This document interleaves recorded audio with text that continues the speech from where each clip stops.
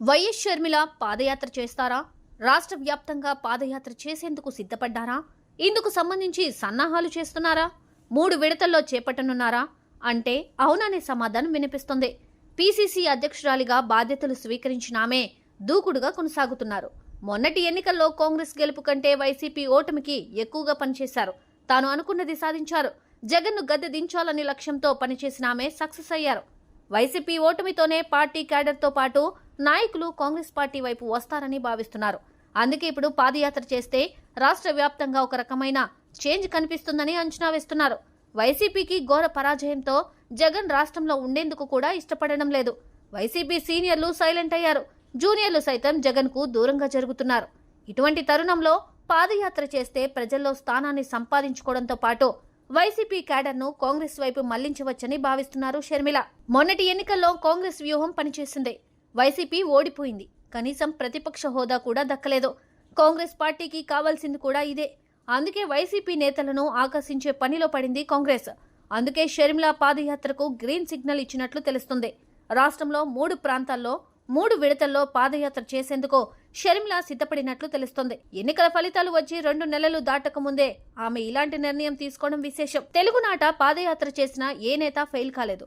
2003లో సుదీర్ఘ పాదయాత్ర చేసి అధికారంలోకి రాగలిగారు వైఎస్ రాజశేఖర రెడ్డి. తాను సీఎం కావడమే కాదు, కాంగ్రెస్ పార్టీని అధికారంలోకి తెచ్చారు. కేంద్రంలో కాంగ్రెస్ ప్రభుత్వం ఏర్పాటుకు అవసరమైన ఎంపీలను గెలిపించి ఇచ్చారు. అటు తర్వాత చంద్రబాబు పాదయాత్ర చేశారు, అధికారంలోకి వచ్చారు.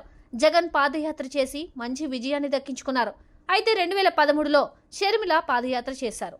అన్న జగన్ జైలులో ఉండడంతో ఆయన తరఫున ఉమ్మడి రాష్ట్రంలో నడిచారు. కానీ వైసీపీని అధికారంలోకి తేలేకపోయారు. వైసీపీ నాయకులు పార్టీ నాయకత్వంపై అసంతృప్తితో ఉన్నారు. జగన్ వైఖరి నచ్చని చాలా మంది సీనియర్లు రాజకీయంగా సైలెంట్ అయ్యారు. మరికొందరు కూటమి పార్టీలో చేరాలనుకున్నా ఆహ్వానం లేదు. మరోవైపు జాతీయ స్థాయిలో కాంగ్రెస్ పార్టీ పుంజుకుంటుంది. వచ్చే ఎన్నికల నాటికి మంచి స్థితిలోకి వస్తుందని విశ్లేషణలు ఉన్నాయి. అదే సమయంలో ఏపీపై కాంగ్రెస్ హైకమాండ్ దృష్టి పెట్టింది. వైసీపీలో ఉన్న నాయకులు క్యాడర్ అంతా కాంగ్రెస్ పార్టీదే. వారు తిరిగి పార్టీలో చేరితే పూర్వ వైభవం ఖాయం. ఇప్పుడుగానే షర్మిలతో పాదయాత్ర చేస్తే వైసీపీ క్యాడర్ చీలిపోతుందని కాంగ్రెస్ పార్టీ అంచనాకు వచ్చింది. షర్మిల తన పాదయాత్రను 3 విడతల్లో చేపట్టాలని నిర్ణయం తీసుకున్నట్లు తెలుస్తోంది.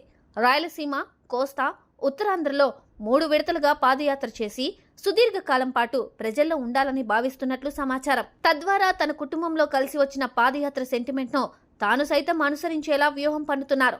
అయితే ఇప్పటికే హైకమాండ్ కు సమాచారం అందించాలని అటు నుండి సానుకూల స్పందన వచ్చినట్లు సమాచారం. అన్ని సవ్యంగా జరిగితే వచ్చే ఏడాది సంక్రాంతి నాటికే పాదయాత్ర పట్టాలెక్కే అవకాశం ఉంది. మరి ఏం జరుగుతుందో చూడాలి. Save a life.